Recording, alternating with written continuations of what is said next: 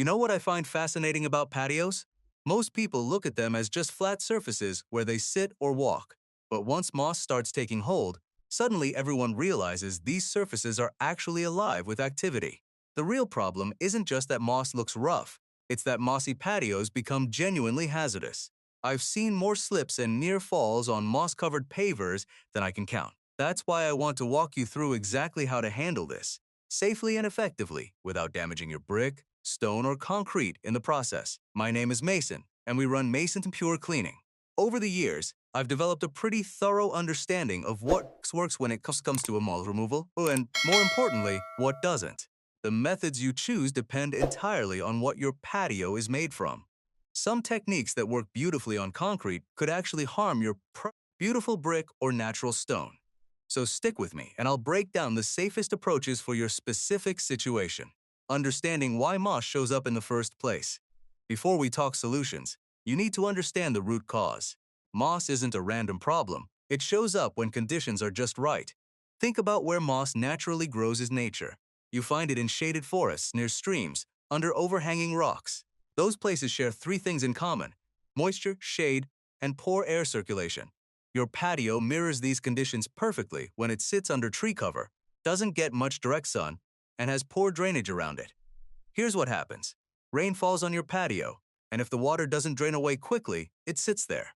That moisture lingers, especially in the joints between pavers or in cracks in concrete. Over time, tiny moss spores land on that damp surface. Without sunlight to dry things out, those spores germinate and spread.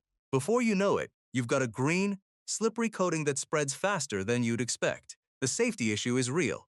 Moss makes surfaces slippery, which means increased risk of slip and fall accidents. We're talking broken bones, head injuries, and serious liability if someone gets hurt on your property. That's why removing moss isn't just about curb appeal. It's about protecting the people walking on your patio. Method number 1, the vinegar approach. Let me start with vinegar because it's simple, affordable, and if used correctly, it works well on many surfaces. White distilled vinegar is an acid that naturally kills moss. It works by disrupting the moss's ability to retain moisture, causing it to shrivel up and die. Here's the process. Wait for a dry day. This is important because wet surfaces won't absorb the vinegar effectively. Fill a spray bottle with distilled white vinegar. You can use it straight, or if you want to be gentler, you can mix it 50-50 with water. Spray the vinegar generously over the moss-covered areas, making sure to get into the cracks and joints between pavers. Don't skip this step. The moss in those cracks is just as important to treat as what's on the surface. Give it time to work.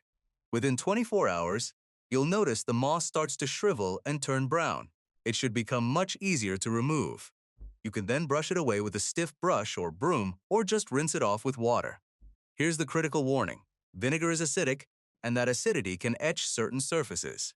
Stone and marble are particularly vulnerable. Older concrete can be damaged by the acid as well. So test vinegar on a hidden area first. If you see discoloration or pitting appear within 48 hours, don't use this method on the rest of your patio.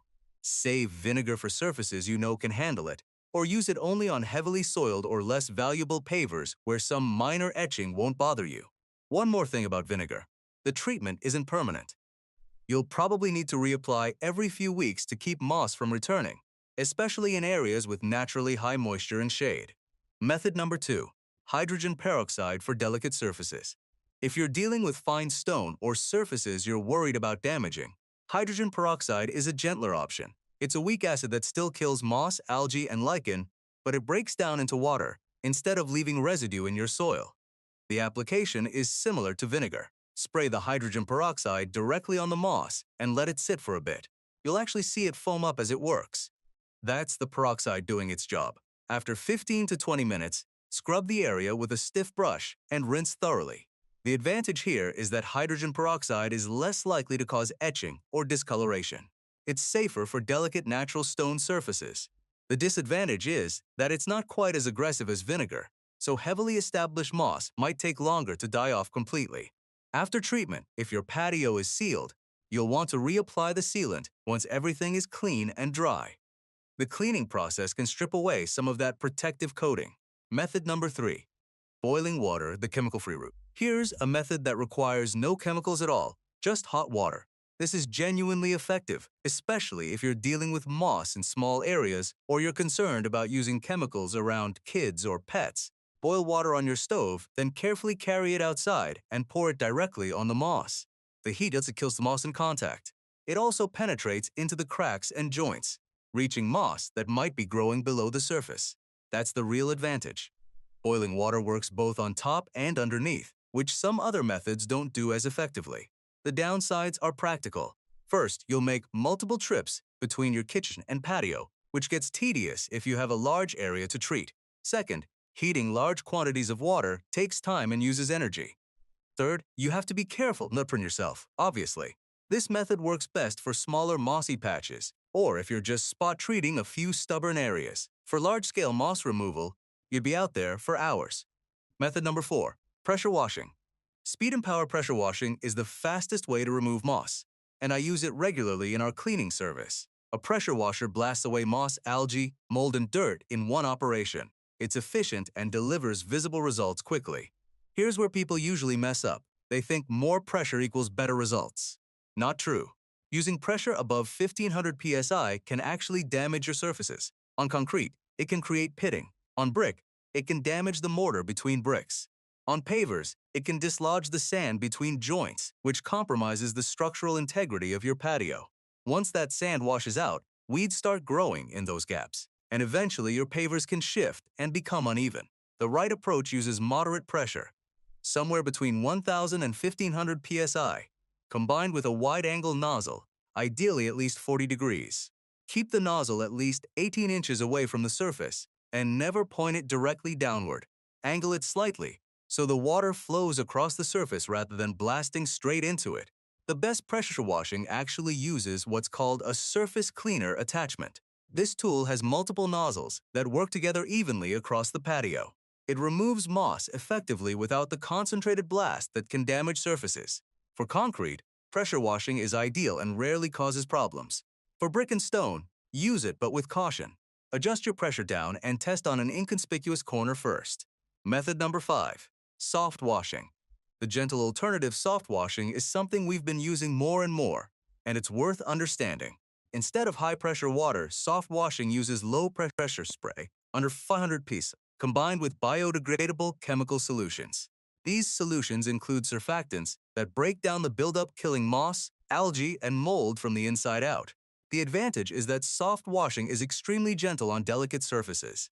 It won't damage or pitch your stone or concrete. It works deep into the pores of the material, so results tend to last longer. The chemicals are biodegradable, so you're not introducing anything harmful to your soil or groundwater. The disadvantages are that soft washing takes longer than pressure washing, and it might not remove heavily embedded stains that only aggressive pressure washing can tackle. Also, you have to wait for the solution to work, sometimes several hours, before rinsing. The problem with bleach, and why I avoid it. A lot of people suggest bleach for moss removal. It does kill moss, that's true. But bleach has significant drawbacks. It can stain surfaces, particularly brick and natural stone. It's corrosive and can damage mortar and grout. It's also harmful to surrounding plants and vegetation. Once it rinses off into your soil, it leaves residue that can affect your garden. I don't recommend bleach unless you have absolutely no other option and you're dealing with a surface that won't stain. There are better choices available. Treating different surface types differently. Concrete is forgiving. It tolerates most treatment methods well. You can use vinegar, hydrogen peroxide, pressure washing, or soft washing without much worry. Concrete is naturally hard and resilient. Brick is trickier. Brick is porous and can absorb acidic solutions, leading to etching. Stick with hydrogen peroxide or soft washing on brick. If you use pressure washing, keep the PSI lower and test on a hidden area first. Natural stone requires the most care. Stone is expensive and often irreplaceable. I recommend hydrogen peroxide or soft washing as your safest bets. Avoid acidic treatments.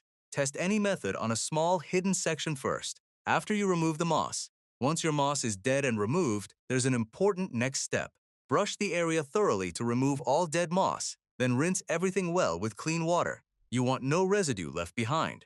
If your patio is sealed, this is the time to reapply the sealant. A good quality sealant limits how much moisture penetrates into the patio material, which slows down moss regrowth significantly. Making sure it doesn't come back removing moss is one thing. Keeping it gone is another. This is where prevention becomes crucial, and it's actually simpler than you might think. Sunlight is your most powerful tool. Moss hates sunshine. If you can get more direct sunlight hitting your patio, moss won't come back. This means trimming back overhanging tree branches and cutting back shrubs that cast shadows. I know that might mean making some hard choices about vegetation, but it's the most effective long-term solution. Even a couple extra hours of afternoon sun makes a dramatic difference. Drainage is equally important. Water that sits on your patio is an invitation for moss to return. Check that your patio slopes slightly so water runs off. If you have low spots where water pools, you need to fix that. This might mean adding gravel channels around the edges of your patio to absorb runoff, or regrading the soil so water drains away naturally. Keep your patio clean and debris-free. Fallen leaves, pine needles, dirt, and other organic matter trap moisture against your patio surface. Sweep regularly, especially during seasons when trees are shedding. This simple maintenance prevents moss from getting the damp, protected environment it needs. Improve air circulation. In addition to trimming back vegetation, make sure air can flow freely across your patio. Good air movement helps surfaces dry faster after rain or watering. Address any irrigation issues. If you have sprinklers near your patio, make sure they're not overwatering the area or creating wet spots that encourage moss. Adjust spray patterns or flow rates as needed. Remove new moss quickly. The moment you notice green starting to appear, treat it. Moss grows fastest in its early stages. If you catch it when it's just starting, you can stop it before it establishes itself deeply in your cracks and joints. Consider sealing your patio surface. While sealing won't prevent moss entirely, it does reduce how much moisture penetrates into the material. That slower moisture retention slows moss growth, making it easier to maintain. Protecting your surfaces. While cleaning, one thing I always emphasize is protecting what matters. If you're removing moss near garden beds, cover the plants with tarps before treating the patio. Acidic solutions can damage vegetation. If you're pressure washing, be aware of where that water goes. Don't aim spray toward electrical outlets, light fixtures, or anything that could be damaged by water intrusion. On sealed patios, remember that any acidic treatment will eventually strip the seal. That's not necessarily bad. It just means you'll need to reseal afterward. When to call in a professional honestly? Moss removal is something homeowners can definitely handle themselves. But there are situations where professional help makes sense. If you have a huge area covered in moss and you're dealing with expensive natural stone, that's a good time to call someone. We have specialized equipment and experience that ensures your surfaces get cleaned without damage. If you're uncomfortable using pressure washers, or if your patio is in a difficult location, having a professional take it on saves you time and stress. We also know how to protect surrounding areas and can often provide sealant treatments that extend the time between moss returns. Why this matters, I've seen what happens when people ignore moss problems. First, it's just an eyesore. But over time, moss holds moisture against your surfaces, causing deterioration and damage. Moss can dislodge pavers, crack concrete, and damage mortar. What could have been a simple cleaning job turns into expensive repairs or paver replacement. Beyond the structural issues, there's the safety factor. Moss makes surfaces genuinely dangerous when wet. If someone slips and gets hurt, that's liability. If it's on a commercial property, that's serious business. Putting it all together, your best approach depends on your specific situation. What type of patio do you have? How much sun and shade does it get? How bad is the moss problem? Are you comfortable with chemicals, or do you prefer natural methods? For most homeowners, starting with hydrogen peroxide or boiling water gives you safe, effective results without much risk to your surfaces. If you have concrete and want quick results, pressure washing at moderate settings works great. For valuable natural stone, soft washing is worth the extra time and cost for the peace of mind. Whatever method you choose, follow up with prevention. Get more sun hitting your patio, improve drainage, keep it clean, and you'll reduce future moss problems dramatically. And if this whole process seems overwhelming, that's exactly what we do here at Mason Pure Cleaning. We handle the moss removal so you can enjoy your patio without worry. If you found this information helpful, I genuinely appreciate it if you'd subscribe to the channel for more patio and property care tips. Drop a comment below with your biggest patio challenge. I read everything and often create videos based on what viewers ask about. Share this video with anyone who's dealing with mossy patios. And if you decide to tackle this yourself, feel free to reach out with questions. Your patio is an investment in your outdoor space. Keep clean and keep enjoying it for years to come.